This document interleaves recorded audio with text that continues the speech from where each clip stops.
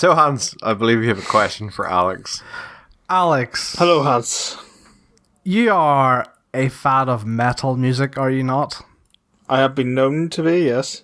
A metalhead, some might say. Have you heard of the band Goblinomicon? No.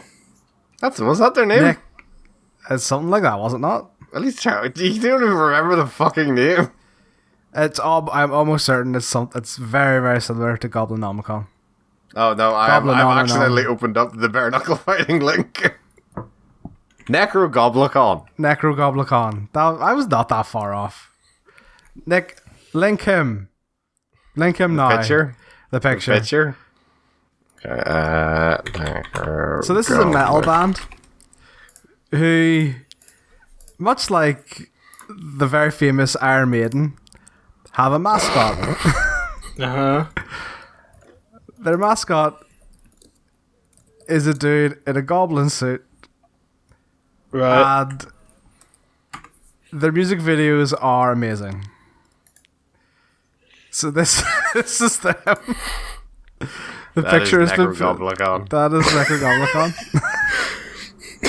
The funny thing is, I don't think the goblin is part of the band. He is just the mascot, and he appears in all their I need videos. to go back in the group chat, because I think my friend did tell me like if he was in the band.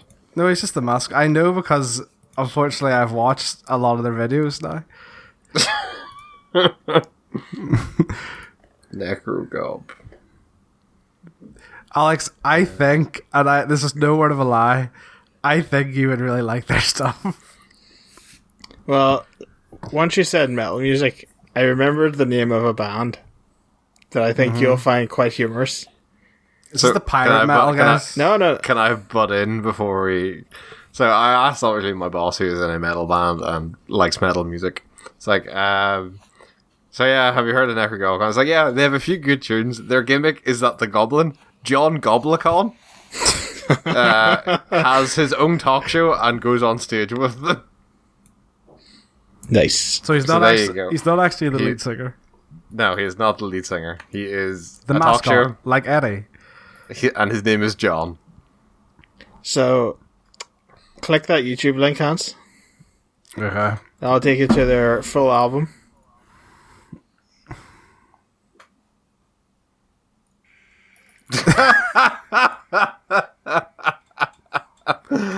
Yeah. All right. That is... And Is that a Nazi logo? that's like the Iron Eagle or something, I believe it's called. Yeah. Yes. And I'm almost certain in the middle of the symbol is an anus in the shape of an A and a vagina in the shape of a C. I'm just looking at all of the song titles. So These are questionable. back in Alex, the day, I think we found your list of things to say in your ASMR voice with these song titles. why? What are they? Limp Bizkit thinks Look in the description. Limp Bizkit think they're black, but they're just gay. Don't read them out. I'll pick. I'll read the ones out that you're not going to say because there's swear words in them. Okay. If you don't like the Village People, you're fucking gay.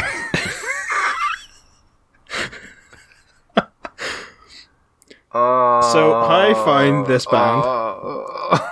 How did you find this band? So back in the day when I used to go into town every Saturday, I used to go into HMV and see what. Track 20.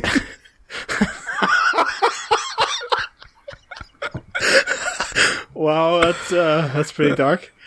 That is holy shit, So yeah, dude. you used to go into HMV and see what CDs were discounted, and there were these two metal compilation albums that were like 2 for $5, and I thought, okay, I'll give these a go. I might like a couple of tracks on them, and this was like the opening song of one of their songs was the opening song of one of the CDs. I was like, who names their band this? And the track is garbage. So The name. So it's people who realize, you know what, we can't make good music, so let's have something else. We're never going to get famous because our music sucks dick. So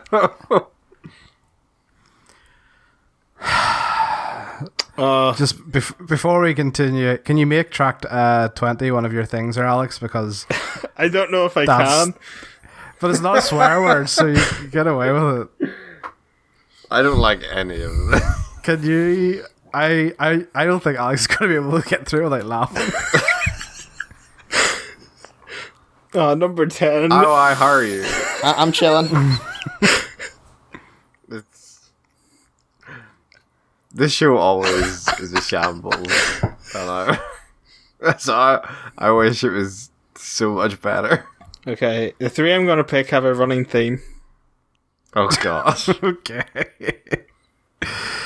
And with that, let's start the episode. So coronavirus, yeah? Nope. Fuck coronavirus. I have to say, I am really getting a bit tired of like being in meetings where where one of the topics is. Do you know how like if I don't know maybe it doesn't happen in your workplace, but you know how like usually it's like, oh, if it's the start of the week, it's what did you do over the weekend? And if it's the end of the week, what are you doing this weekend? But now it's just like. It's like the people jokingly saying it because they know you can't do shit on the weekend. Yeah. So I'm looking. It's my favorite thing is being in meetings with people whose kids are screaming in the background. Well, that's joy. I love it. It's amazing. Yeah, one of my coworkers, friends who works down south, she's like a financial advisor, and obviously there's a lot of these businesses that are like possibly going under, and they've had to lay off employees, and she's sitting there giving financial advice like, look, it's okay, you'll get through this. Meanwhile in the back apparently her kid's going, yeehaw, I got coronavirus.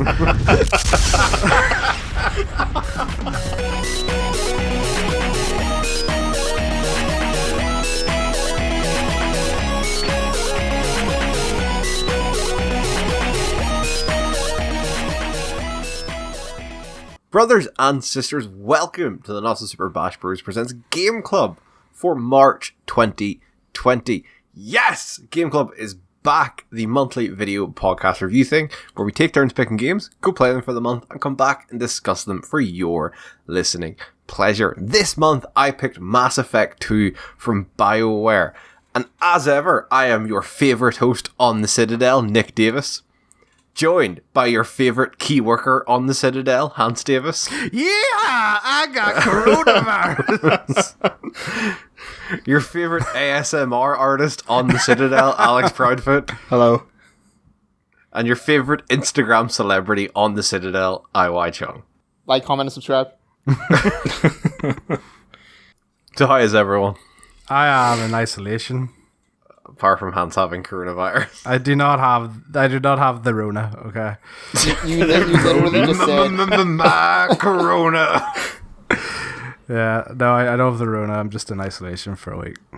I'm a key worker, apparently. Yep. And then you're already skiving. I fuck. Hans is up there with doctors. Yeah, I know, right? There's the only time Tesco's worker and doctor will be in the same sentence. It's like, yes, I can save your life. I'm a trained doctor. Here's your toilet paper. I'm stacking the shelf. Yeah, stacking the shelf. Fuck me, look. I say just wheel the products out the front of the store and let them fight for it. Just throw them from the roof. Survival of the fittest. We're at the pandemic stage now. No. So. You got to arrange the fist fights. So there's like tournament brackets and all. Yeah, like that bare knuckle fighting we watched the other day. That's disgusting. I accidentally went into another one of those and it was far more brutal than the first. Oh, that is worrying. Sorry, when Nick said like I went into it, I thought that he was fighting. Yep. No. That showed me some Polish bare knuckle boxing. Just fucking woof, like. And it's Jesus. just like fat guys in jeans. Yeah, they're not even in shape, and they have like the most shitty tattoos you've ever seen. Moving on. Yes, Mass Effect 2, the third-person RPG shooter, originally released in January 2010 on the Xbox 360 and PC, with a PS3 release 1 year later. So, Nick, why did you pick Mass Effect 2? We don't care, Nick. Oh yeah, that's... I care. Nick cares. yeah. Well, hey, I picked Mass Effect 2 because, as I mentioned previously, last episode was the completion of our 10th round of Game Club. 40 episodes. fuck my life. So I thought it would be a nice celebration for us. And as ever, I have split this up into 3 categories. Niklaus, what are damn dare categories? Gameplay, All our fans are gay. story and characters, I do when you get through, I'm like laughing. You converted to Judaism so a guy would touch your dick.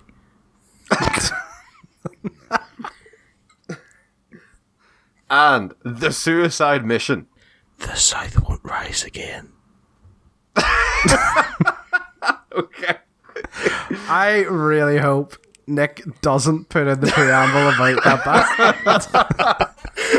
Just cut that whole bit of And Alex is just seen as this absolute madman. So before we kick into it, let's discuss how far everyone got in Mass Effect 2. I completed Mass Effect 2 and I completed all the DLC bar 1. Hans. I got halfway through, but I've completed it on 2 separate occasions. Alex. I finished the base game. How I only played 4 hours. God damn it, man.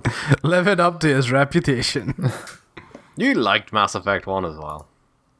I also quite enjoyed this one as well. Like, Yeah, when I played it. well, God damn it, man. I just started it very, very late, aka yesterday. I literally kept saying to you should play Mass Effect, and then you never did. God damn it. But yes, the gameplay. Mass Effect 2 is I'd say a fairly large departure from the original. It is far more actiony than Mass Effect 1 was. The cover obviously plays a lot more of a bigger role, and is probably a lot better in the terms of just how smooth it feels. And I feel like the powers are also... Let me stop you there, Nick. Okay. The cover does not feel smooth. How? It is super janky. I never felt it was janky. Oh, I felt it was janky every time I used it. In what way? Like, climbing over stuff doesn't work. Sometimes you snap the cover, sometimes you don't. Sometimes you just stand there like an idiot. The aiming over it is so inconsistent. It's just it's so Getting into cover, I never had, but yes, I will agree with the aiming. There are times where I felt like Shepard should look over the cover rather than like go out of the side of it to aim, and that was a bit weird at times because especially if you like looked across, she would swap positions. But like going into cover and getting out of it, I never felt was it's bad. so janky. Alex, what were you using? Keyboard and mouse or control or gamepad? Keyboard and mouse. Nick, what were you using? Keyboard and mouse. Oh, right, okay. I thought maybe it was a thing but different between gamepad. Because to be fair, I never had any issues with the gamepad. Oh, we asked about the controller? Yeah, you did. So, did you get the mod for the controller in the end? Yeah, I got the mod for it. What did you think? I thought the snapping and the cover thing was fine. What I didn't like was if you have a situation where, do you know, like there's some weird cover where like the cover is like full body height, right? Yeah. And then there is like a Half waist body height. yeah, beside it. I could, if I'm on the full side, I can't shoot around over the half side. I have to go into the have to crawl to the half side, and then I'll shoot over it. That I felt was like a bit weird.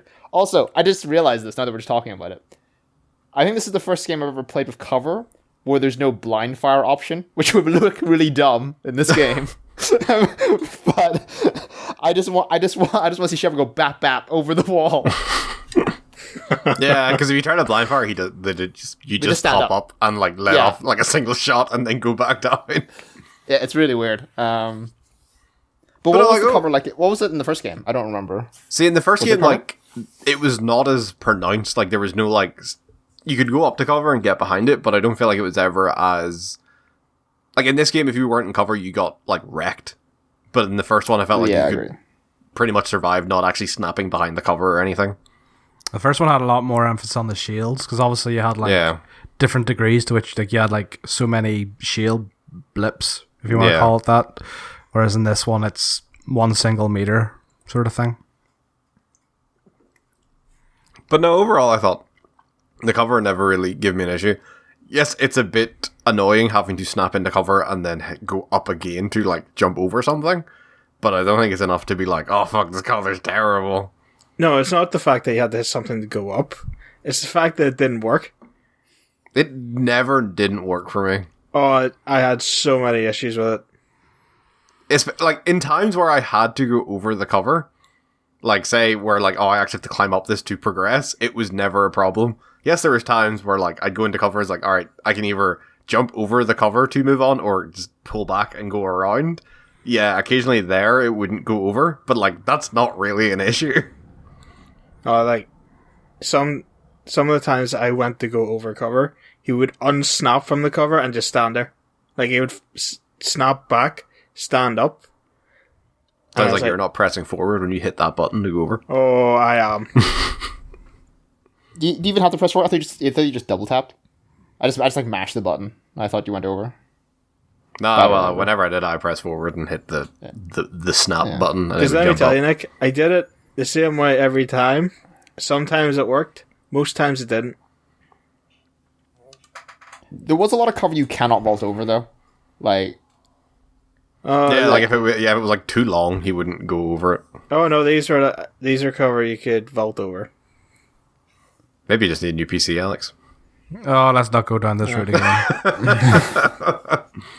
The other side of it is then, yes, I feel like the powers are a lot more snappy in this one. You feel like the powers have a lot more of an immediate effect, like between, like, say, Incinerate and things like that, compared to the first game where they felt sort of clunky to use. This one, obviously, you could, like, map up specific buttons and it was just bang, like, rapid fire, like, you do your power, you do your power, I'll do my power. And it was a lot... The whole game in, like, the gunplay side of it just feels a lot more action-y compared to the first. Yeah, even with, like, the different enemies with, like, their different, like, armor bases and stuff. Like, having to select ammos and stuff, like, oh, he's armored, you gotta use incendiary ammo, and he's biotic shield or biotic barrier, yeah, like that's a lot more kind of enemy archetypes, and did put a bit more thought into how I should approach these. I think that was actually really good, that I felt like I had to change weapon. Yeah. Also, can anyone explain to me how ammo works in this game? So, because there is one ammo drop, right? There's one type of ammo drop. So you have one type of ammo, and I think they're not shared. So if you pick up ammo, I think it will default to the gun you're using. But if there is another gun that requires ammo, it will go towards that ammo pool. But it is not shared ammo. So I could deplete my assault rifle and still have ammo left for my pistol or my SMG or whatever. But I appreciate, for the lore nerds out there, why they explain that this game uses ammo, but the first one uses a heat system. There's a codex entry in there that explains why. Sorry, I'm not a nerd, right?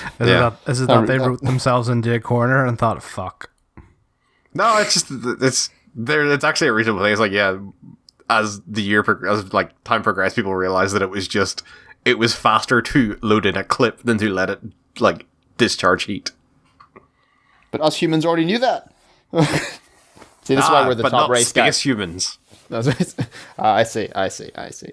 Now, I thought that whole, like, I guess, like, rock, paper, scissors kind of thing was kind of cool. Because it made me... I use the pistol so much. Because the pistol is the gun that is good against armor. Yeah. Which at the start of the game you find a lot of. But I'm going to say this now. I do not enjoy the shooting in Mass Effect. Really? It is bad, in my opinion. Because again, it's another one of those games where, because enemies just kind of have health bars, there is very little impact to your shots. So See, again, I feel it that fails against the shotgun test. See, I feel that against some enemies, but there are some, like, the Loki mechs, you face a lot of, like, if you ping them in the right places, like, their limbs fly off, and, like you can shoot their legs off, and they are left crawling toward you. Human enemies, yeah, it's a bit shit where they just, like, absorb the bullets, but there are some enemies in this, I feel like you do get that effect off. Like, there is a bit of staggering, but because it's not very consistent, Yeah. it, like, and, like, yeah, it just doesn't feel great. And, like, headshots don't feel great either. Let me tell you, when you're a sniper, yes, they do. Yeah, they do. They one-shot everything, basically. Yeah. But that's the thing, right? Is that feels good because it one-shots. Not because, like, Yeah. Their head of explodes. any kind of, like... Yeah, right? Like, I learned very quickly that the sniper rifle seems pretty good. Like... Yeah, sniper rifle is very... So, actually, can I ask, what class did everyone play? Soldier. I left everything Infiltrator? defaults, so mine was soldier, I think. Infiltrator's the combat tech one, isn't it, Alex? Yeah. Yeah, that had the tactical cloak. Yeah. Yeah, that's the same one I had. Yeah. No, So no biotics. See, you're pussyfooting around with your tech, Joe. Only tech I need. Big fuck off shotgun. Solves all my problems. Door won't open. Shotgun. That's the thing, though, is, like, maybe you guys can tell me that, late game it's sick, but from what I can tell, that skill tree thing, that doesn't go any further, right? It's just 4 or so abilities, and then the different tiers. Yeah, everything you see on it is what you get, yeah. So Shepard can learn one of his squad's powers. If you complete someone's loyalty mission, you can then... There's a thing you can research on the ship that lets you learn someone's special power, like their loyalty power. But that's the only that's the only ability you'll get that isn't on the that screen to begin with. Okay, well, it's another one of those things where I never felt super satisfied to level up, because most things are just a numbers thing again. Yeah. What game did we play last time? It was Darksiders, right? Yeah. So it was that kind of feeling again, where it was just kind of numbers, maybe an extra secondary effect. You got that extra secondary effect whenever you got the max level, because you usually decide, alright, do you want this to be more powerful, or do you want this to be an AoE type thing? So I think, if I remember correctly, that feels better in 3. Because obviously, I feel like it's a good segue that they've stripped back a lot of the RPG elements in this one compared to the first one, in terms of your skill tree, and I also feel in terms of the equipment and stuff. So the first game had this whole each gun you get has a fucking you see numbers go up or down. You have hundreds of pieces of armor that you can equip, and numbers go up and down. This one pretty much strips all of that out. And it's the weapons, there's still a bit of variance, and Shepard has certain bits of armor that he can choose, but they are there's no direct comparison type thing that you can do against them. Even the weapons, it is very vague about which is better than which half the time. Yeah, it usually has a line it's this is an upgrade of the blah blah blah. And even then, I feel that line's limited to the very core weapons. There's a lot of, let's say, the DLC ones, or the ones you get later on, that don't have that sort of line. And you're just I wonder if this is better or not. Which, you could feel with this one especially, is this is where it started diverging in terms of Dragon Age got stuck more to the standard RPG side of things, while Mass Effect became a bit more of an action game. And I feel stripping that stuff out was kind of a side effect of that. But in saying that, I don't think it's necessarily a bad thing. I don't feel I'm missing a massive part of the game by not having, being able to pick Shepard's armor, or all my characters' armors with different stats on it. I don't know about you guys. It just felt weird. You go into the armor and you get a choice of, do you want glows that give you 10% shields, or glows that give you 10% health, or 10% more ammo in your yeah. And it's alright, well, 10% isn't a lot, so it doesn't matter. Yeah, essentially it doesn't matter what you pick.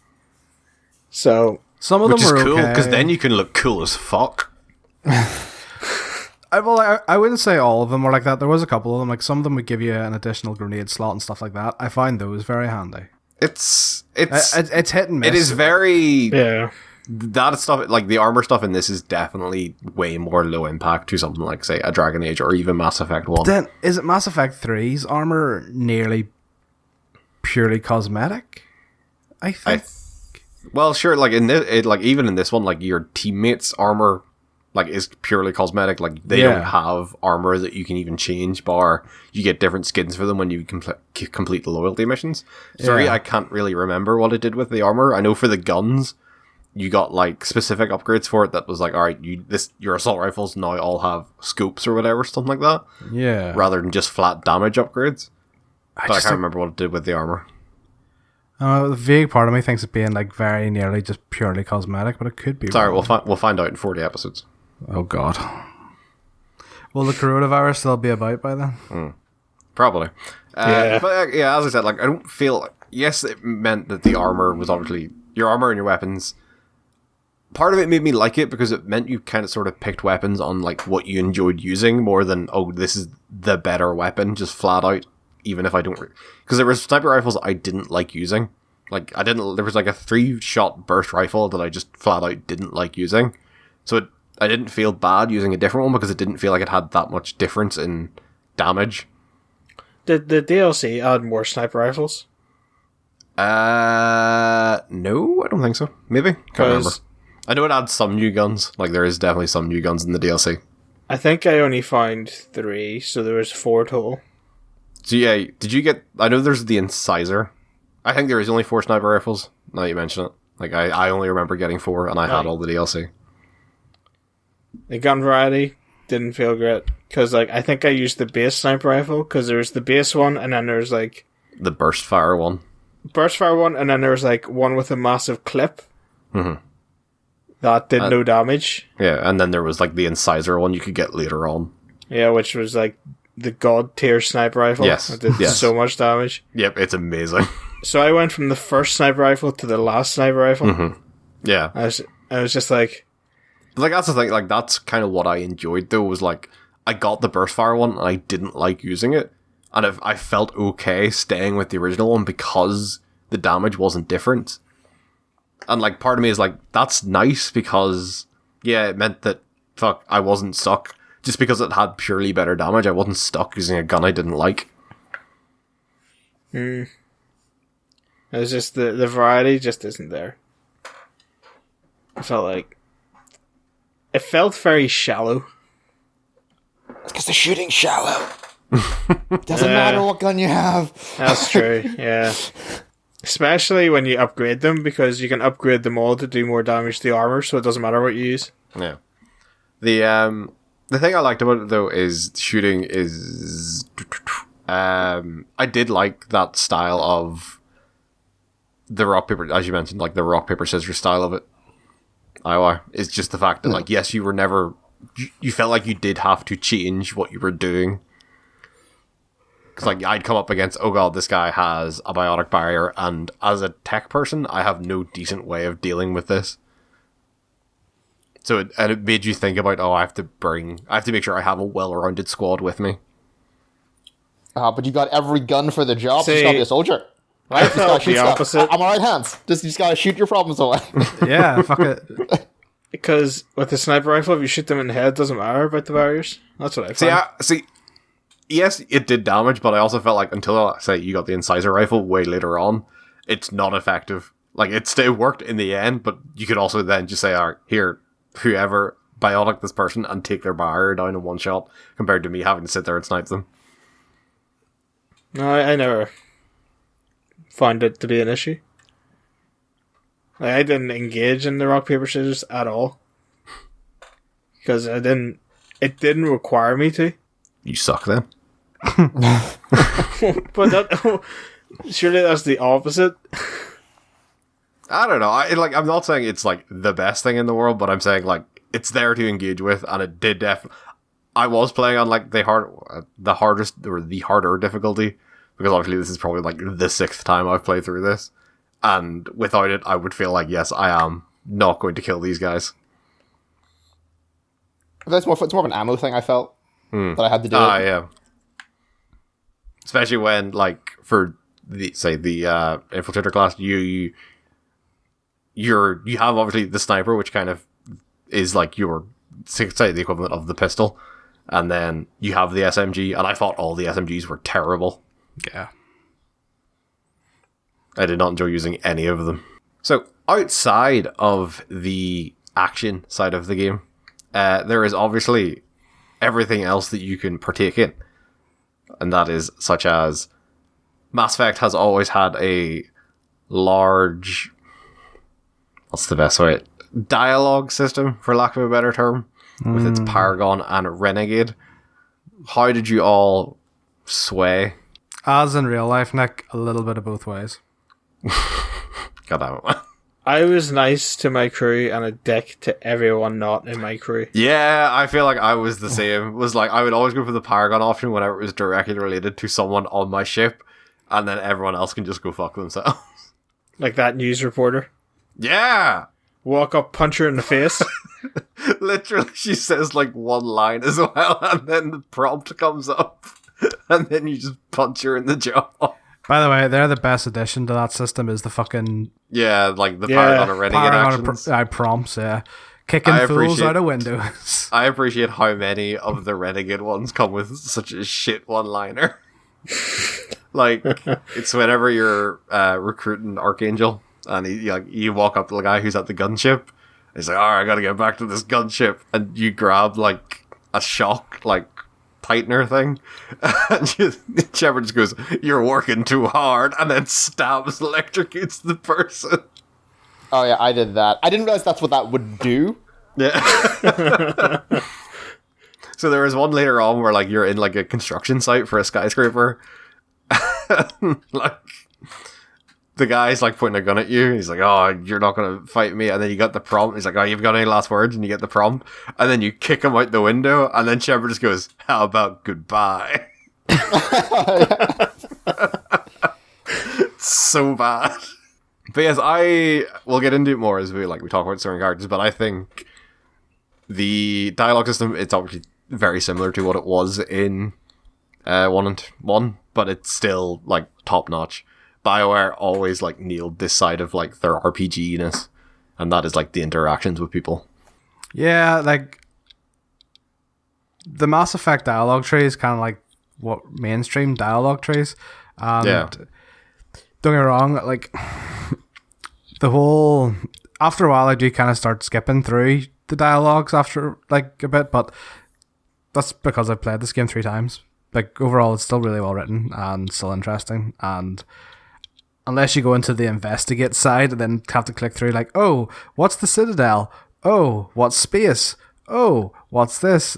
Yeah, like I really like it, and I still think those prompts are the best thing they've put in, and more games need to put in those dumb prompts. The one issue is, though, the Paragon prompts are fewer and far between and nowhere near as memorable.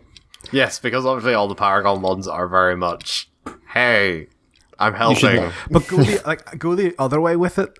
Like, be really, like, pansy-like or something, you know, like something really, be really silly with it, like they did with the Renegade stuff. Like very much, the Paragon ones always end up being like you diffuse a situation or like you like heal a person. Yeah, like have one be like, you know that bit where like a guy's got your gun on you at the skyscraper. Have a Renegade option be you just run up and hug him, and instead of kicking him through a window and being like, it's okay, or something really dumb like that. I think they actually do rectify that in the 3rd one. I think there's more Paragon options and they're less bad ones. Yeah, pretty much. So the other... Oh, sorry, go ahead. Oh, yeah. So I was going to say that... We're still talking about the dialogue? Yeah. Okay, so the dialogue, I think, was great. What I really didn't like, I think this is just more of like a time thing, is like...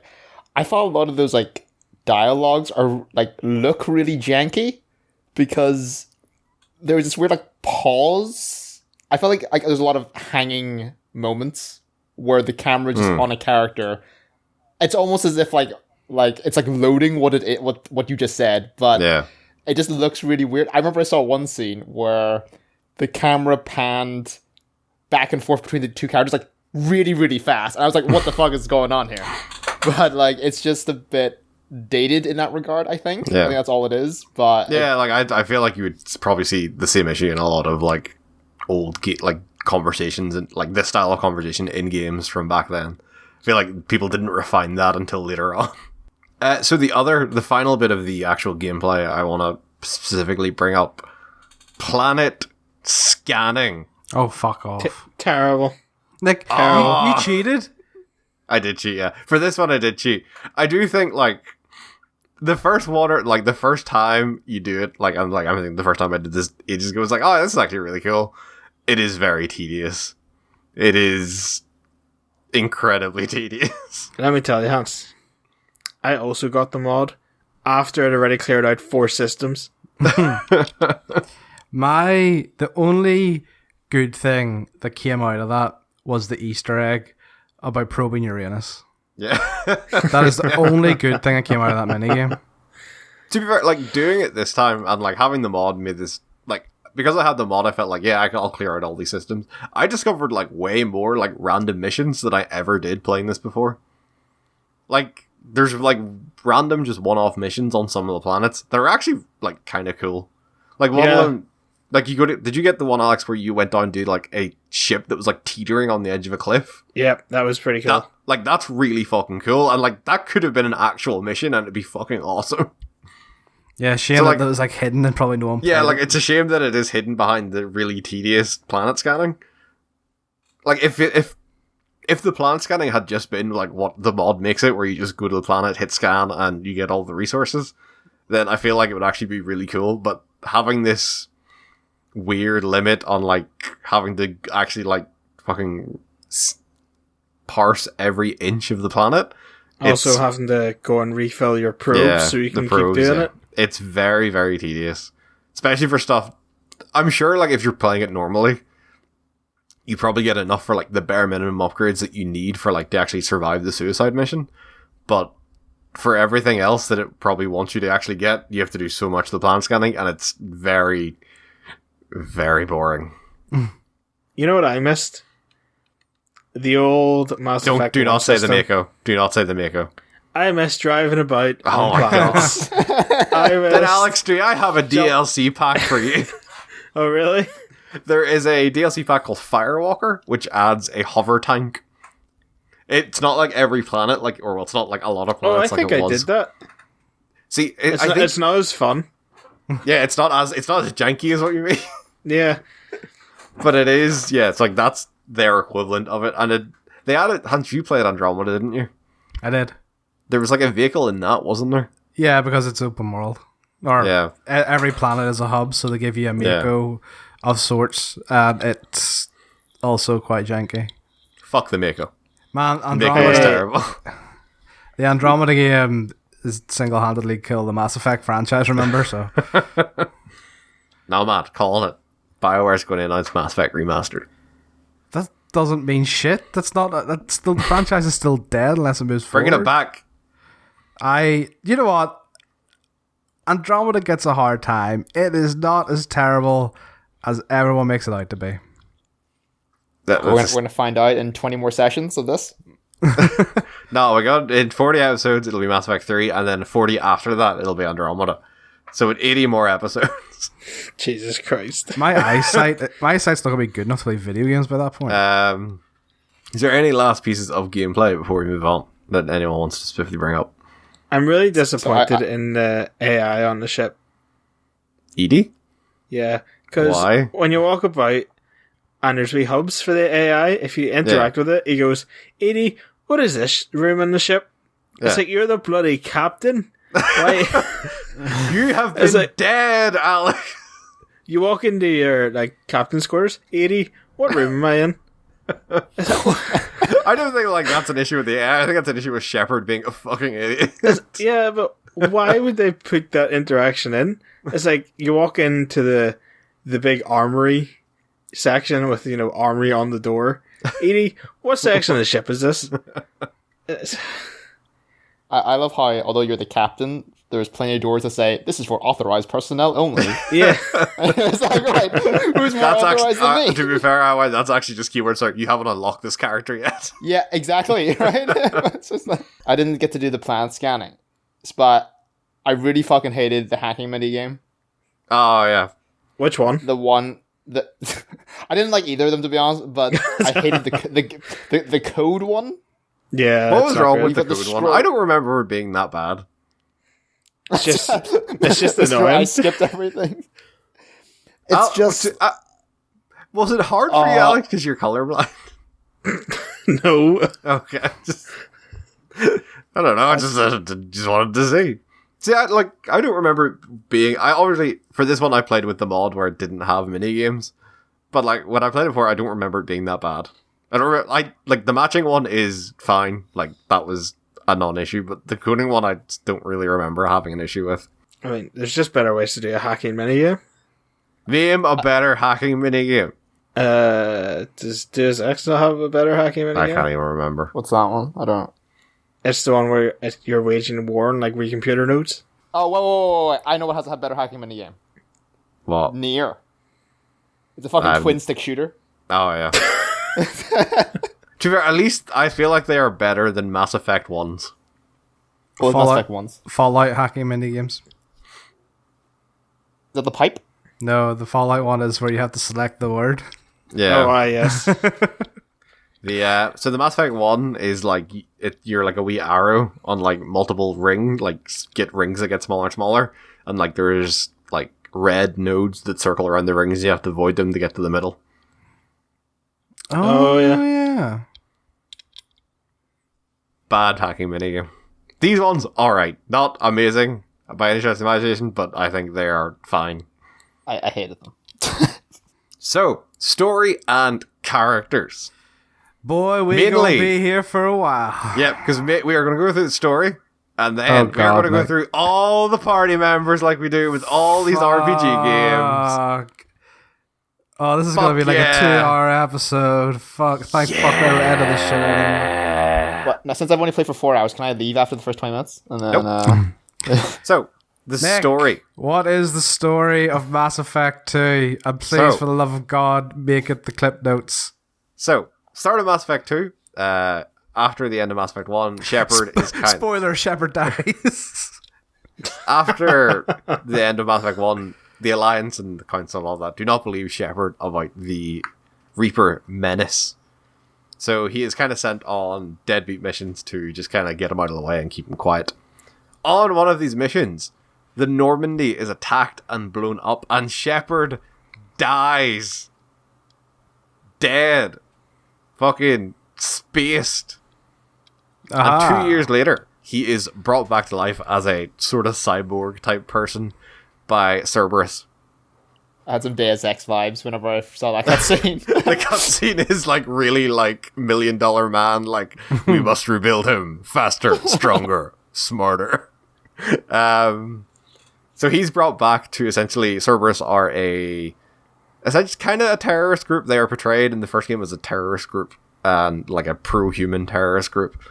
And they are the only people who believe Shepard about the Reapers, and they want to send Shepard on a suicide mission through a abandoned mass relay to kind of take out a main collector base who are working for the Reapers. Do you mind if there's spoilers? Go for it. Go for it. So it turns out the Shepard gets his squad. He does that whole bit. There's kind of no major story beats in that bit. It's just him getting squad members. You make the jump through the relay and get to the collector base and find out the collectors have been abducting humans to turn them into Reapers, or a Reaper. They grind up the humans and construct a massive Terminator-looking motherfucker out of them. Yeah, they do. Yep. So obviously we'll get to the suit. Is it this one or the next one where it's revealed that like the Reapers take the shape of whatever they are being used to assimilate them? It's kind of implied with this one because obviously like the Reaper looks like a Terminator. Yeah. But it is the next one in one of the DLCs where it's confirmed where you meet like the original race that the Reapers like assimilated. Yeah.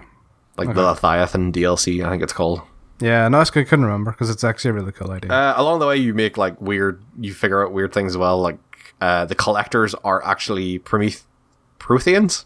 Yeah, they have like been like mutated by the Reapers to be like drones, but they are the original Prothean race.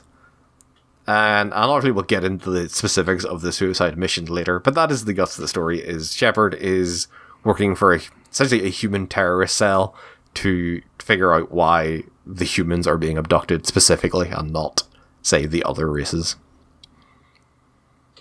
I fucking love the story. Yeah, it's great. I think like from the setup to it is like so, because you've grown so attached to like the Normandy and that crew, like the start is so like impactful, and then like it's having this whole build up of like Shepard recruiting a whole new crew with some old favorites, and then like the suicide mission itself is really well done. I just think every bit of the story in this is top fucking notch. I remember like the bit where Shepard dies and he's in space is actually really kind of dark. Like yeah, he's in floating, or they are, because obviously male or female, they are floating in space. And then, like, suddenly, like, the gas pops in the back of his helmet, and he just starts suffocating. You hear him suffocating. Yeah, it's really... And then he just goes limp, and, like, it's really quite graphic. But, like, yeah, and then it just, like, it goes... Like, you just hear a thud, and then Mass Effect 2 pops up on the screen. Yeah. It's a real good title card. It's a great opening. Like, it's a really good opening, but the Mass Effect 2 story is fantastic. It really is, like... Because you learn so much more about the Reapers, you know, they're not just some far-off threat anymore, and I think it really builds off well off of the first game, and the suicide mission at the end is done fantastically, and you actually feel this sense of dread, and you're really like, fuck, did I make the right choice? Fuck, I don't know. Like, remember the first time I played the suicide mission, I actually made it through with everyone intact, and me and you were playing at roughly the same time, Nick, then didn't you lose someone? I lost Grunt. Yeah, and I remember being like, I didn't lose anyone, and you're like, what? Yeah. But yeah, overall, even each individual like character, I think all the characters are really good. We'll get into them, but just the arc of this story and how it builds on top of like this omnipresent Reaper threat is really well done. And like Shepard being this like nobody believing Shepard that the Reapers are an actual threat, and then you see like the horrifying bits of humans being abducted by these bug fuckers. Oh, also good. Martin Sheen's really good as the elusive man as well. Just smoking in that room. Alex, Iwai, any thoughts? Iwai, any thoughts of the brief bit of the story you played? As you said, unfortunately the start of the story for me was just like bring together the Avengers. Like it was just go to planet and find some dude. So all I can really talk about is like I really enjoyed the worlds and like the voice acting. I don't know why, but I felt like I enjoyed it more this time. Even though I was like very much trying to rush through it, obviously. But I felt like I enjoyed it. You mentioned it there. Is like I do feel like you see a very different side to the galaxy in this one, where like you see like the seedy underbelly of a lot of it compared to say Mass Effect 1, where like you saw the Citadel. You didn't really see like say a place like Omega, where it is essentially a criminal hub, and like it is full of like essentially mercenary gangs and drugs and all that, and like this really, really seedy club. And I think it's really cool to see this whole other side compared to like the whole pristine sci-fi galaxy that you're so used to seeing in a lot of games. You see this darker side of like, for every like Spectre or fucking shining Citadel, there is this place that is held together with duct tape and looks like it's like full of assholes and crack addicts. Also, I went FemShep this time. So did I. I always play FemShep. I think she is far better voice acted. Is it Laura Bailey? Or is no, it is Jennifer Heal. I don't know what else she's really done. She's been in like every BioWare game. She plays a fairly big role in like every BioWare game, but I can't remember what else she's done really outside of it. Because I kept thinking it was Janet speaking. Laura Bailey is in this. I can't remember who she plays though. Okay. But no, I thought... I think... and dare I say it's because the voice acting is so good in these games that I feel like the options where you are not picking anything where it's just, Shepard as Shepard. I actually feel like my opinion of the character is like he is like a bit of a smartass and a bit of a dick, like naturally, which is kind of nice, right? But it made me feel like, okay, I should pick mostly good, but I can be a little bit of a dick, and it's gonna match quite nicely. Like, I've never really played.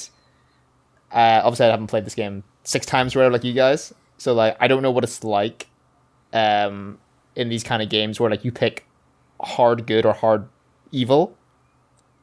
If it kind of like disrupts like the neutral like story character, if you guys know what I mean. Like no, like even like when I play, especially for some reason, especially Mass Effect, I do like alternate. Like I very rarely like say something like, I think what's a good example of this. I don't know, but like in a lot of RPGs, I will hard go like pure evil, pure bad, good. But for some reason, Mass Effect, I do and bad. like when it comes to Mass Effect, I don't know why, but I feel like there is something in me that like feels much more like close, and there's this camaraderie with my squad that makes me not want to be a dick to them, and then just be a dick to everyone else. But there's also times where like I feel like I'm not a dick to people because it doesn't feel right, and I don't know if it's just because Shepard is a very well written character in that respect, where like they are not this like moral compass that is pointing up or down. They are shades of grey. Alex, what was your opinion on the story, since you also completed it? And I believe it's your first time playing it, isn't it? No, second. Is that okay? I really enjoy it. It's very well done. I love seeing all the like old squad mates just living their lives. It was pretty cool, especially with all the like the choices carrying over from the first game in regards to some characters. Were pretty cool. Can I remind? In the first game, everyone saved Rex, didn't they? When we played it. Yeah, I did. Like Rex was alive, and everyone. Yeah, Iowa. Can you remember if you saved Rex? Yes. Wait. And who did everyone? Yes. Who did everyone pick between Ashley and Caden? Ashley died. Ashley died. Ashley died in my game. I think Ashley died in my game. Caden died in mine. Fuck Caden. Born ass motherfucker. Okay, just so Can't bang Caden. I'm gonna bang Ashley, like. So. I mean, if you're a female, you can. Nick, I can't bang Caden. Sorry, I forgot Hans has a strict I never play a female because I'm not a pussy policy. Yeah, I mean, yeah. Got a big old schlong. Proud of it. So, the squad, are we ready to go through them? Sure. How many people did you recruit? So I only got. Was you start off with Miranda and Jacob? Yep. And then you get. Who do you get after that? So then you get 4. You choose 4 people. You get 4 dossiers to go like get who you want. So then I got. What the fuck do you call her? The crazy tattoo lady. Jack. And is it Garrett? Garrus. Garrus, that's it. And From the first game. Yeah. And I love his fucked up character model in this game. Yeah. Oh yeah, we'll get to that. It looks really badass. And what do you call the Krogan? Grunt. Yeah. So I literally just got him, and then I stopped playing. So you hadn't got Morden? Sorry, I have Morden as well. Sorry. Okay. I just never used him. Okay, so essentially you got the whole first set of characters. Yes. Okay. Yes. Hang on, is there not one missing? No. The mercenary? He's not. He's DLC. Is he DLC? Yeah. Oh, I must have played the DLC then. Yeah. So I will go through the character. I'll probably go through them in the order you actually try. Like the group should get them. I'll go through the DLC character. Well, I'll probably not. I'll go after Zaid. I'll talk about Kasumi because no one else probably would have seen her. So, first up, Jacob Taylor, Cerberus operative. Didn't care. Yeah, he's really boring. Didn't use him. I appreciate he is in. I appreciate he is there to represent the character of like he's like the one who tells you the truth, at least at the start of the game. Like, and I appreciate that there is a character like that. Yeah, I appreciate he is like very honest about Cerberus and like that he's like, yeah, Cerberus have a bad rep, but they are doing decent stuff. Every time you talk back to me, I'm like, shut up, Jacob. For me though, the thing that the thing that let me down was that because his default weapon is like shotgun and pistol, he would run in and then just die. And I was like, what the fuck, man? Come on. So I replaced It's him. like later on, whenever you start recruiting people, he's in like the conference room with you when they're introduced. Yeah, and he like- always has a comment about everyone. Yeah, he always like back talks you. I was like, Jacob, shut up.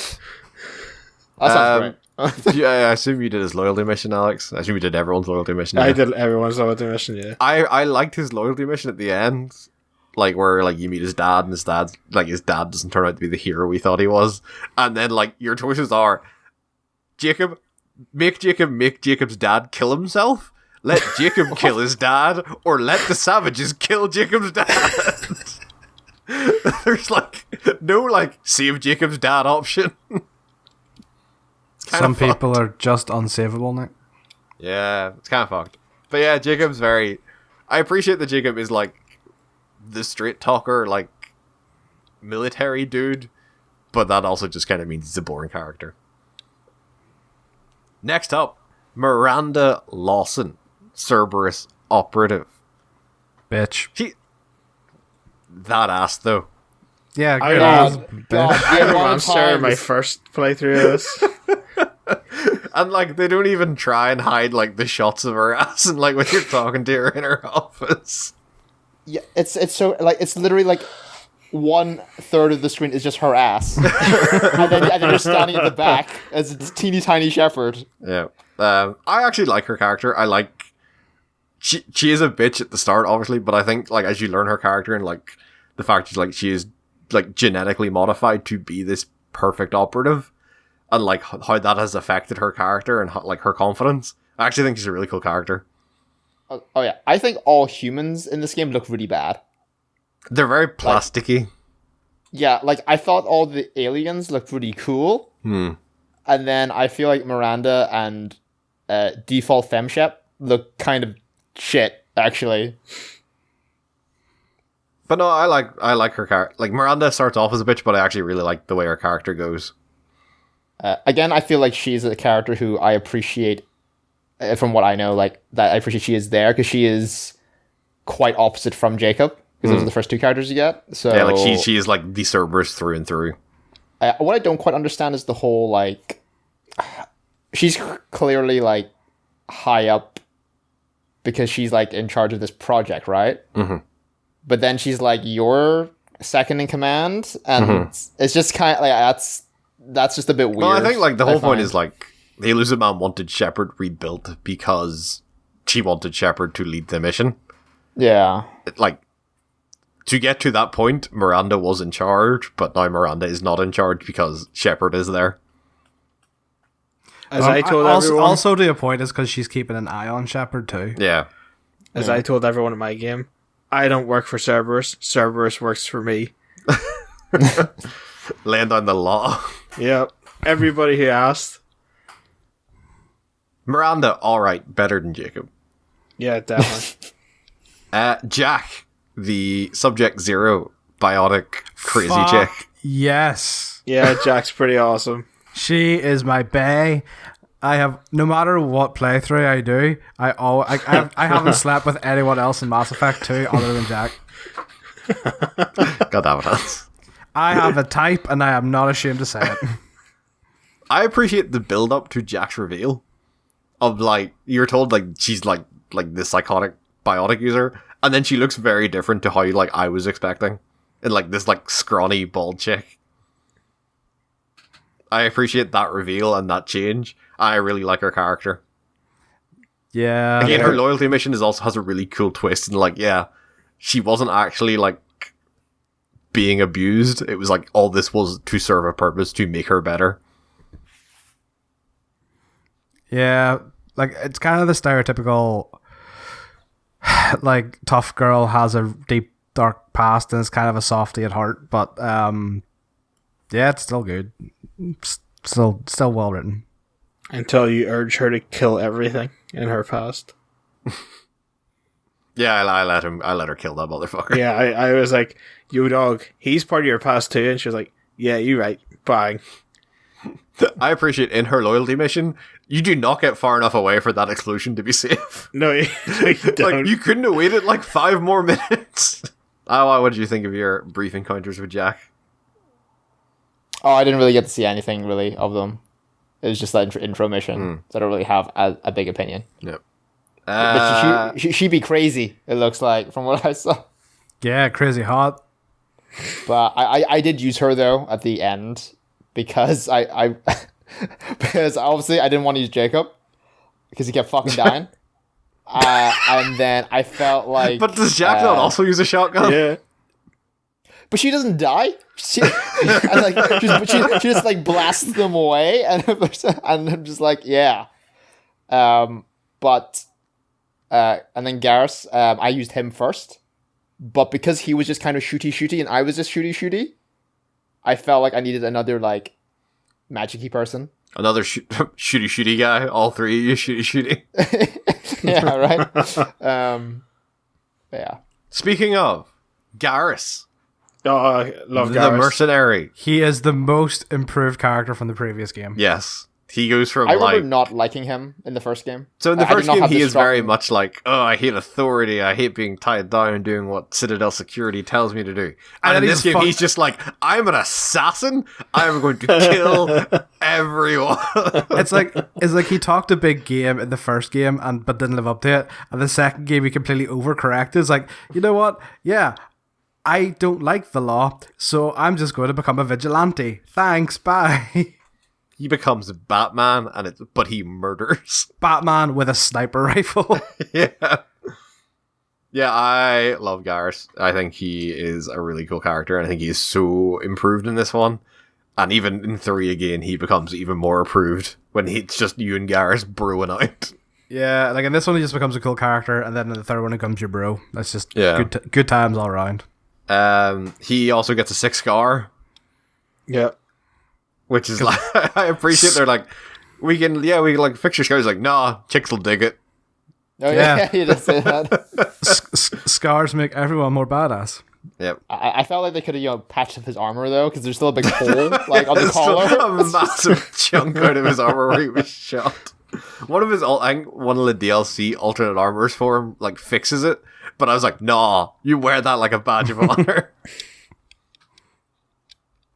Morden Solus, the Solarian scientist. Right. Unpopular opinion.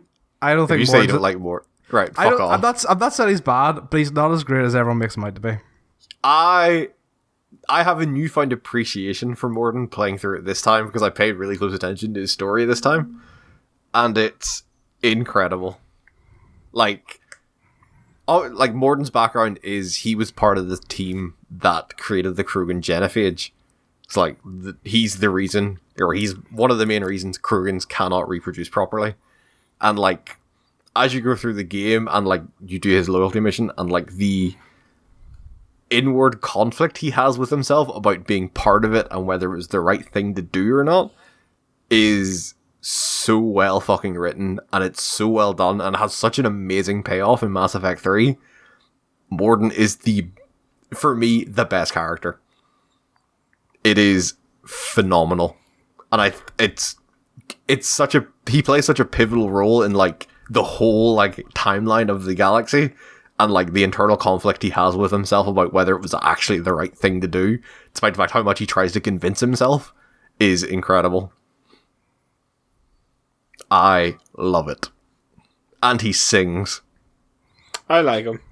I really did like use Morden. him for a bit. He is my favorite. Like, he's my favorite squad member. He sings a I song. Unfortunately, did not get my favorite squad member this time. Did you see the song Uh, that Morden sings? I am the very model of a scientist Solarian. It's great. don't think so. Oh, it's amazing. Spice Like, it in I there, think Nick. I think it's after his loyalty mission. You can go talk. He's like, so like, what do you like? Obviously, like you talking. He's like, Morden, what do you actually do in your spare time? He's like, oh, I do like plays and stuff. And he, like Shepard just like looks at him. He's like, what? And then he bursts into song. It's really good. I fucking love Morden. He's my favorite squad member in this game. So overrated. Fuck you, Hans. Grunt. I like Krogan Grunt. genetic thing. Just Just a teenager. Just a big old teenager. Fucking angry teenage Krogan. Just he's horny, and I can respect that. And he's just angry all the time. I can respect that. Just big up the grunt. So this is where, as much as like the other renegade options are like really played up, I think it's during Grunt's loyalty mission is the best renegade prompt. And it's, you like go up to the throne with Rex on it, and like someone's talking shit like, oh, you can't let this like tank-born Krogan, and then you pull the renegade prompt and Shepard headbutts the Krogan. And, like, it's great because he does it and the Krogan's really shocked, and then it cuts to Shepard, he just rubs his head. And it's so well done. It's really good. I really like Grunt. I think he's a very cool character of like, he is like this perfect Krogan. He's like, it's like, he is dumb fun is what Grunt is. Yeah. And he gets such but he does not say Shepard as well as Rex did. No. Shepard. You got Grunt. What did you think? Did you actually get the round to using Grunt, or was it like no? That was literally the last thing. So all my only impression was him pinning me against the wall. That's all I got. Yeah, he doesn't take no shit. Is that the last one in that section? Bar Zaid. I didn't mind Zaid. He's a DLC character, so he kind of suffers from not really getting that much to do. Yeah, he's very boring. Yeah, because like you don't have conversations with him on the ship or anything. Yeah. I thought he was like part of the normal crew, so I walked in to talk to him, and it was just like you have to walk around and interact with his inventory. Yeah. His mission's alright though. Is it this one or the next one where you can leave him for dead? It's this one, yeah. Is it this one? Yeah. So if you do the Paragon, like, so in his loyalty mission, you have the Paragon option of, no, we saved the factory workers and let Zaid's target get away, or you can go after his target. If you do the Paragon option, Zaid at one point gets trapped underneath like a bit of rubble. Yeah. And I think the Renegade option there is to just leave him. Nice. Yeah, I remember, like, because he was a danger to the mission, essentially. He is, because he is a complete scumbag, and I think the last time I played this, I actually left him to die. Because he's just, I think he's an unlikable prick. I didn't mind him, but yeah, he's salty, would be the best way to put it. Yeah. He's a salty old man. I think I really like his design. Like, he looks cool.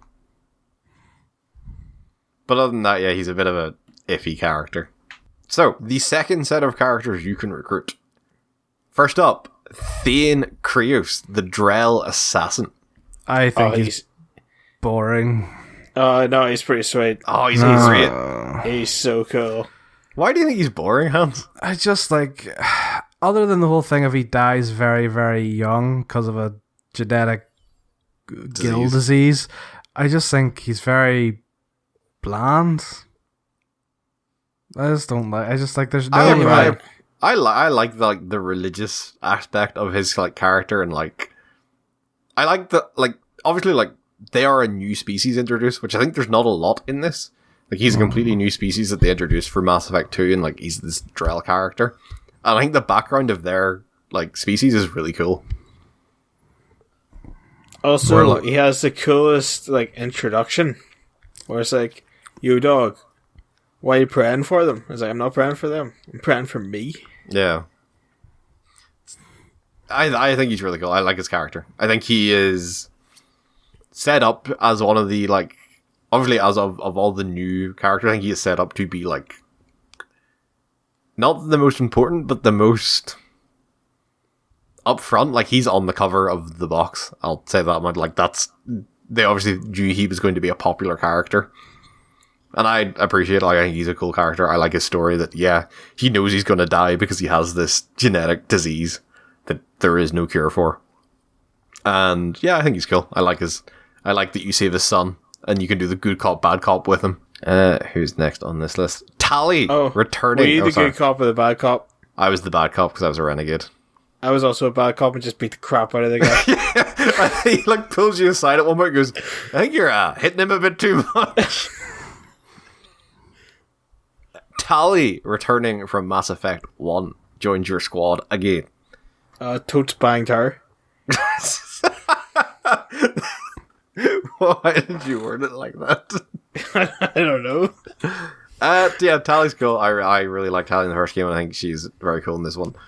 I think her loyalty mission is really interesting because it's like the most you see of like Quarian politics and their species. Yeah, I think it's really cool. The renegade option for that mission is amazing. Is that where, like at the end of it? Yeah, where you just walk in and you go, "You're all dicks. She's right. We're going." And they're like, "Okay." You're like, yeah, fair enough. You're correct there. I think she's really cool. I actually really like the Quarian like species and their history, like with the Geth. And I think when you recruit a later party member, I think that's even more interesting. Like Tali's response to it and how they get on. But overall, yeah, Tali's really cool. Like, out of the two you recruit from Mass Effect 1, Tali and Garrus would not be the two you'd probably expect. But I think they do a really good job of making them really cool characters in Mass Effect 2. Up next in that group, where's this list? Samara. She got real nice blue boobies. Yeah, it's her daughter who's my favorite party member. Okay, so you did her loyalty mission and went with the daughter? Yep. The first time I did, yes, but this time I didn't have enough renegade. Yeah, I think you need near enough max renegade. Yeah, you need max renegade for it. Pussy worth dying for. So for context, Samara's daughter is an Asari genetic mutation that is they're very rare, but essentially if you have sex with them, you die. Ah. So there is actually a bit in the game where you can have sex with their daughter and it gives you a game over screen. So there you go. Pussy worth dying for. There's the hashtag for this episode. I actually, when I first played this, I didn't really like Samara's character, because I think she was, one of the last people, I think she was the last person I recruited, and, from there, it was just kind of, the blitz towards the end of the game. But I got her a lot earlier this time, and I actually really appreciate her character. I actually think it's really cool. This, essentially, Asari religious, Templar, kind of, for lack of a better word. And I think it's actually, they have this real strict law that they adhere to, whether it be right or wrong, they find they stick to that law. See, that's the thing. I like this one more because I like with the two characters that play with religion a lot. I prefer this one because it shows her struggle with her religious laws, with her daughter and stuff. And yeah, so I would take Samara every time. I also appreciate for as much as they hype up Jack as this biotic prodigy, Samara is shown as far more deadly with biotics. Yeah, but that's because there's not a Asari just have the natural ability with it. Yeah. Yes, for context, in Samara's loyalty mission, you can side with her daughter and kill Samara, and then her daughter assumes her form. And no one sees any difference, which I think is kind of funny. No one on the party notices a difference. What, and you still call her Samara? Yeah. Yeah. I think when you talk to her in in her quarters, you call her Morinth. But I think when it comes everyone is their models are very, very similar in the game, and I think it's implied that no one can actually notice the difference because they're all racists. Yep. They just see tentacles and assume it's the same person. I think that's all the characters. I'm looking at this bar, the last one. So the last character you recruit, and I think by far the most interesting character you recruit, Legion, who is a Geth. And I think it's a real cool twist that you recruit a Geth person. Yeah, it adds more depth to the Geth. Yeah, the fact, the idea that you come across as Geth and explains, not all the Geth are, these, heretics for the believe the Reapers are the proper way. There are still Geth that think, the Quarians are, their creators and who they should be aligned with. But it's even the weird fact that because in the previous game, Geth were purely the enemies. Yeah. It's weird to see them actually as their own civilization almost.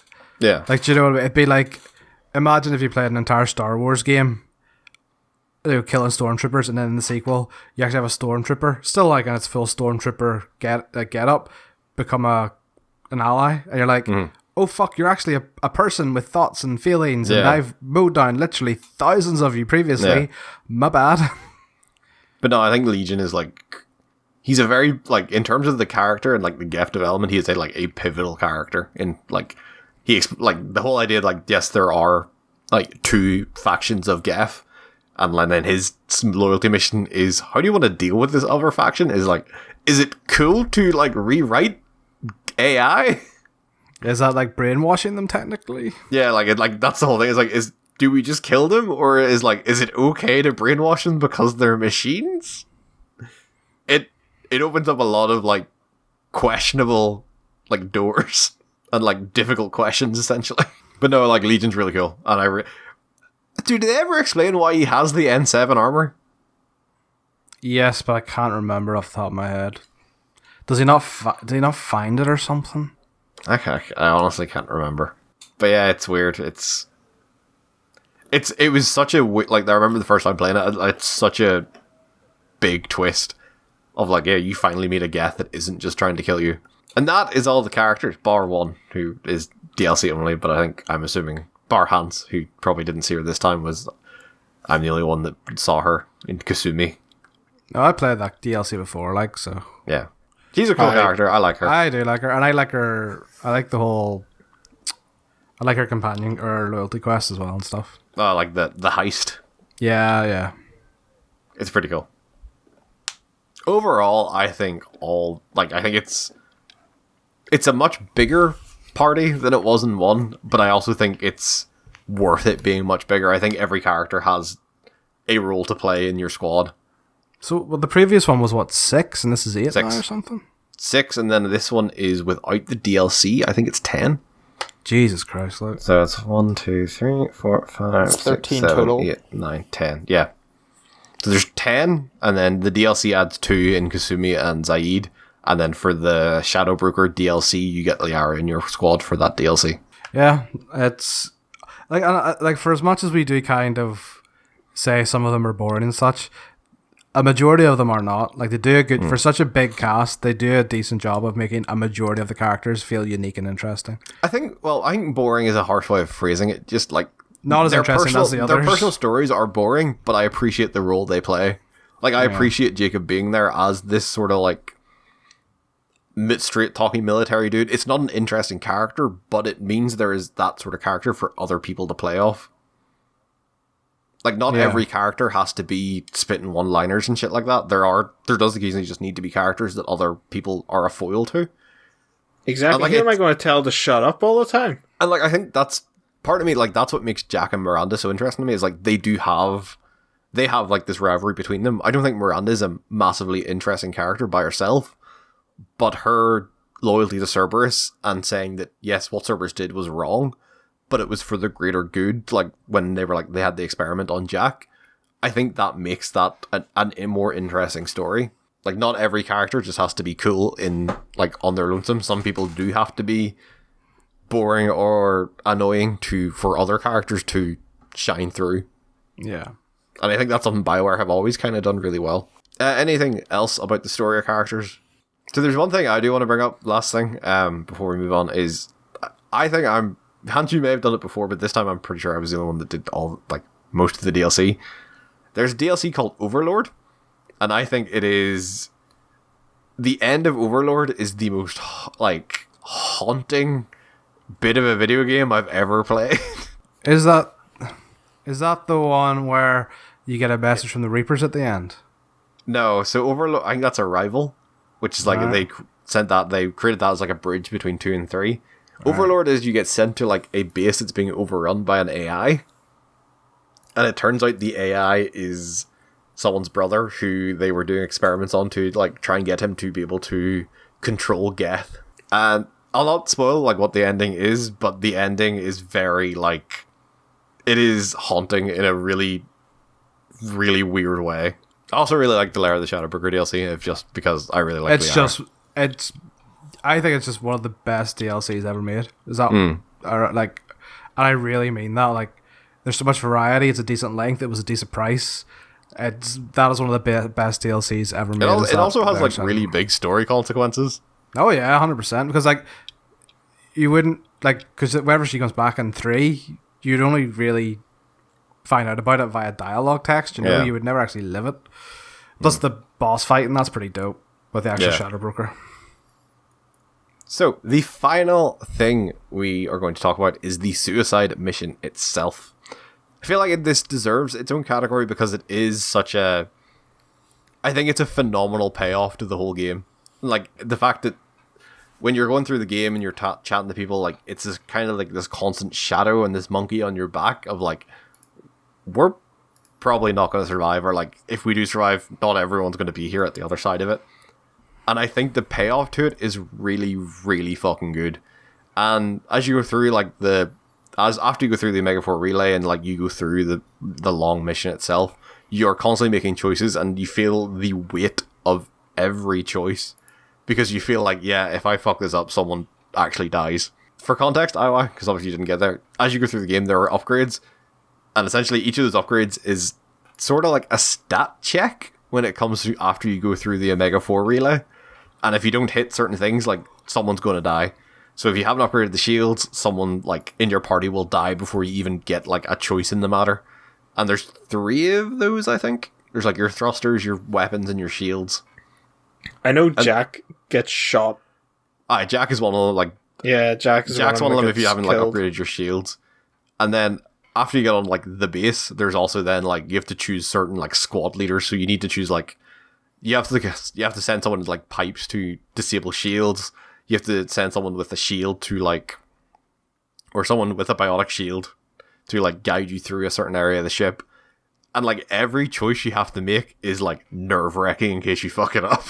And I just think it's, in terms of like how the whole story is built to it, I think it's like one of the most perfect payoffs in a video game. So is that the end, or is that like before you get to the end? So that is the end. Is like you'll go through this, and like at a certain you'll go through the relay at the very end, and then there's like the 3 stat checks with the upgrades you've got, and then it's just like a standard mission as you go through like a collector ship. But then as you go through it, certain bits of it be like, all right, we need to send someone into these pipes, and if you don't select the right, you'll be given a list of your like more or less your entire squad, but only certain people are actually suitable to the job. So if you pick the wrong person, then they will die, or someone will die because of their actions. But there's one death which is, I think, determined completely at random. Yeah, so which is the one where you're going through the door, I think. So it's not when you're going through. There's a second bit where like you just need to send someone who like you're essentially creating a second squad leader to like essentially be a distraction. Yeah. And I think depending on who you haven't either sent away to like guide people back to the Normandy, or you've selected in your party, they like make up a figure in the background, and then the squad leader on top of that, essentially like how good they are defending a position or something like that. And then there's a random chance element thrown in. So like even if you've picked all the right choices, you could still actually lose someone.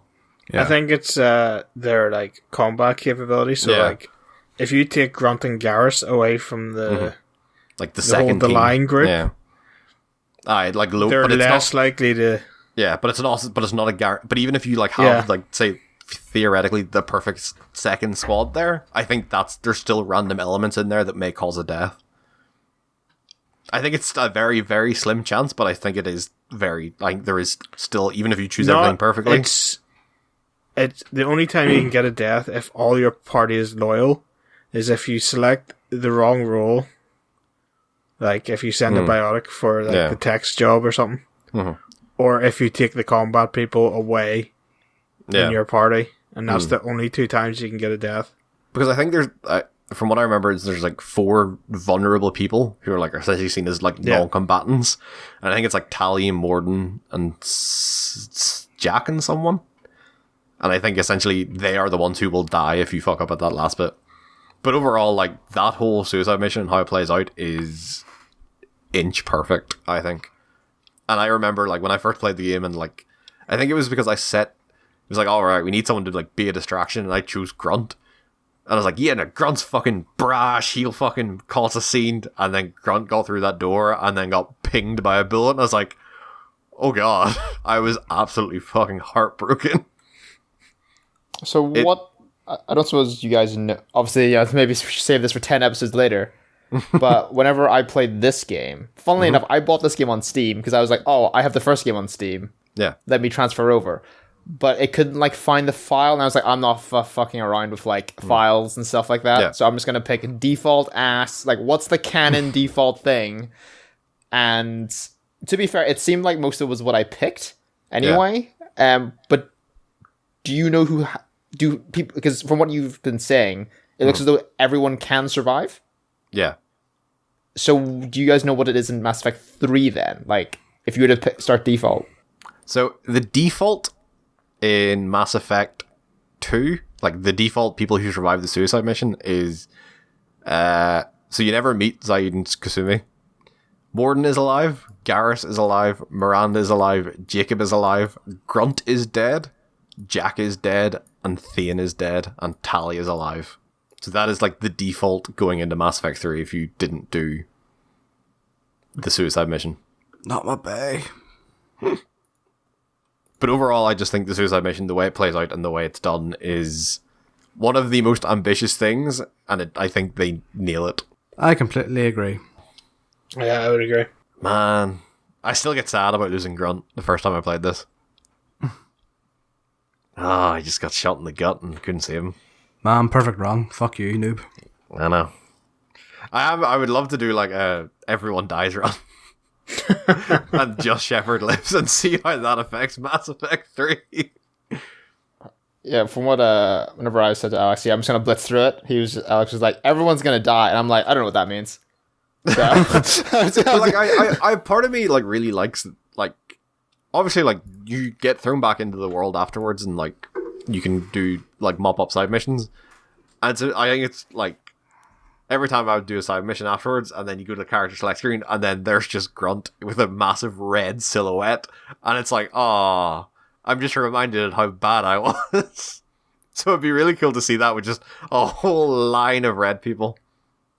But that is the other thing, is there is a scenario where like Shepard dies as well. And if like I think if you play Mass Effect 3 and try to select that save, it just goes, no. Like Shepard's dead. There is no Mass Effect 3 for you. It's either don't import your save or select the default. And I think like it's impressive that they stuck to their guns that much and calling like there's been games where like, oh, well, no one's gonna make it out alive, and like it's never really, the stakes are never that high. I think it's cool that the stakes actually are high in this one. So, any last points before we wrap this up? Okay, this is gonna be a really random point. I swear to God, Steve, this is your economy. I swear to fuck, IY. Oh man, the economy is fucked in Mass Effect. Guys, let me tell you, right? Which I already told you guys, but let me tell the audience, right? At the start of the game, you meet all these mercenary groups, and they're like, yo, we need you to like help and like take down Garrus. And you're like, sure. And then there's one bit where the guy who's recruiting you says, okay, 500 credits, normal fee, you get paid whenever you finish. I'm like, 500 credits? What?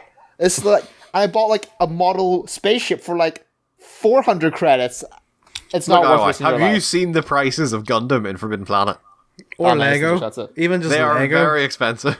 You see, I think it's more of like an issue of mercenaries being paid nothing rather than like the world being that. I don't think anyone's becoming a mercenary to get rich out. I think they're doing it because they are violent. They are violent and have a death wish. Yeah. Was that actually the point you were going to bring up? No. The point was, did any of you guys have like, it's called an issue, right? Where, do you know where whenever you finish a mission, let's say, it gives you the breakdown? Yep. Is the volume on that screen very loud? Yeah, it's very loud, yeah. Look, man, it's pretty good music. But like, every time I finish, I'm like, exit me out. I It's like the TXS, like, you know, buzz sound. Look, man, you gotta know how important it was that you completed that mission. Regardless of how mundane that mission might have actually been. Yeah, right? It's a good job for you. That's one thing I would say, though, about this game is, which correct me if I'm wrong, it is very different from the first one, where the second one feels like it is split by these missions. Mm-hmm. Like, a bit more like, you know, like hard coded than like Mass Effect 1, I felt. Yeah. Which actually did mean like, and that's actually one of the reasons why I enjoyed the game more now, was because unfortunately I didn't give myself a lot of time to play it, but it meant that I felt like if I did actually play this earlier, like I could have like stopped and started without it being. Yeah. See, I that like, because Mass bad. Effect 1, like, once you do whatever, I can't even remember, the Citadel, I think, like, you're given essentially 4 planets that you can do in any order. This one sort of has that in terms of, yeah, like, you can recruit these people in every order, but the game is definitely broke up into, like, defined chunks of, like, right, recruit your squad, then there's, like, an actual big story mission, and then it's, like, recruit more members, big story mission, recruit more members, big story mission. And it does feel like it's a lot less freeform and linear than the original. But I really like that of, like, it makes it feel a lot more, like, dynamic, because it feels like the first time you recruit everyone, like, the Elusive Man pulls you in, he's like, no, like, we've got a hit here, and, like, this is fucking important. And, like, you are forced to go do that mission. Like, there is no, like, oh, I'll get around to it when I get around to it. Like, there is a lot of games where, like, oh, this is super important, and then you can spend 20 hours doing something else. It is like, no, you're locked into going to Horizon, and you need to figure this out. I think it's pretty cool. And that happens twice. I think that happens later on. It's like, yeah, we've, like, got a hit on a collector ship, and, like, we are sending you there right now. Can I just say, like, off the record, I highly recommend you do finish this. I'm enjoying it, like, more so than like kick in the dick. For as much as I like hate, like, I really don't like the shooting in this game, but like the overall presentation of this game is like really good. Like I might go back to it. I made it very clear at the end of the previous episode that I absolutely adore Mass Effect 2, and playing it through it again is no different. It has not changed my mind. In fact, there's probably bits of the game I actually appreciate even more, like, in being able to spend more time with them. I still maintain Mass Effect 2 is one of the best games released on that generation of consoles, and I would easily put it up there as one of my favorite games ever. I think everything it does, it's not perfect in every stretch of the imagination, but it nails so many bits so well, and it just leaves such a lasting impression on me. It has left such a lasting impression on me that I will happily hold my hands up and say this is one of my favorite games of all time. And it's probably one of the reasons I am so into the Mass Effect series. Despite the fact 1 not being amazing and 3 being a bit of a collective letdown, like, Mass Effect 2 alone makes this one of the best series ever made for me. Was Mass Effect 3 the one where, like, nothing mattered except for the last decision? Yeah, it was like that game? It was the Deus Ex Human Revolution scenario. Oh shit! Yeah. Where it was just 3 buttons in a room. Which one do you want to press? Hans. Yeah, like, Mass Effect 2 is one of the greatest games of all time. Simple as. I have completed this game twice before, which is about 30 hours. So I've spent 60 hours on this game, and then halfway through this one. So there is 75 hours I've spent in the game, and you don't spend that much time on a game through multiple playthroughs with, let's be honest, limited replayability, because, you know, nothing really changes too much bar your Paragon and Renegade options. So to me, like, that is a testament to just how good this game is. I think I'm more positive on the shooting than maybe IY or Alex might be. I think the shooting's pretty good for a third-person shooter. I would say it's probably the same level of Gears of War. We played very different God of War games. got my of War games mixed up. So yeah, like, fantastic game. If you just play it, like, if there's ever a list that is the quintessential games of all time to play, this will be on it, somewhere on it, 100%. So awesome game. Alex. Yeah, while I feel like the combat is pretty weak, the character design and the story, with the one of the best payoffs a video game has, they just carry it, and yeah, it's one of the greatest. Just play it. IY. Great 4 hours, guys. That's all I can say.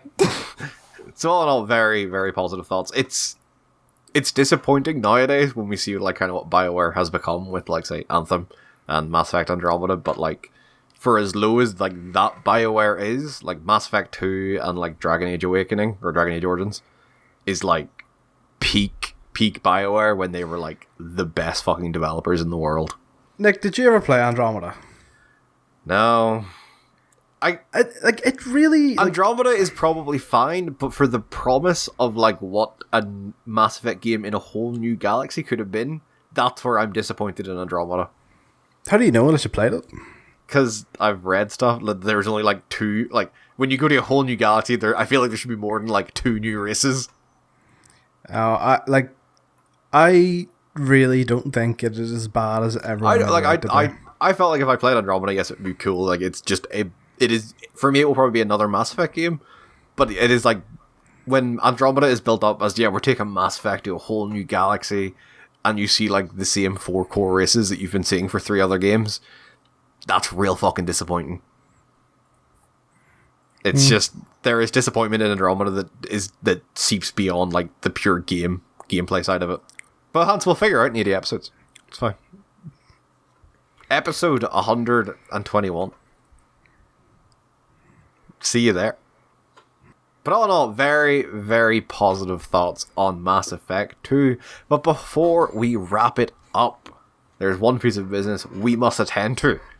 Alex, what will we be playing in April 2020? Well, if coronavirus hasn't killed us all. This is a game that at least half of us have played before. I'm going to assume I'm usually the one excluded from the half. I'm pretty sure you haven't played this, and I'm pretty sure Nick hasn't played it, although he might have. Okay. Is it on the Switch? It is on the Switch. Oh shit! I have the Switch right beside me. I know what this is gonna be. I think I know what this is picking. Chroma Squad. Yeah. Oh, okay. Dude, that is a great game. That is a great game. Come on. Though, I was like, I fucking love that game. And it's been a long time since I played it, so I'll 100% go and play it some more. The audience is expecting Alex's game to be bad. You surprised them in the episode. This one. He's knocked it out of the park. Am I wrong in saying Chroma Squad was on one of your Game of the Year lists the year it was out? It was not on Hans's? I think it was on both of ours. Possibly, yeah. It was definitely on a list. I remember it being on at least one list. It is really simple, but really fun, and it's just so charming. Play that shit. Yeah. Play that fucking shit right now. 33% off the Nintendo eShop. I'm going to play it on the computer just because, but on a PC probably. And I'm gonna name all my characters after you guys. Oh god. Is it turn-based? It's tactical roleplay. It's a turn-based tactics game, essentially. Yeah. Okay. With Power Rangers. Yep. So join us next time when we play Chroma Squad. But for now, this is a goodbye from Hans. Have a good one. It is a goodbye from see you later, Alex. I don't know why I blanked there. It is a goodbye from Iowa. See ya. It is a goodbye from myself. See you next time.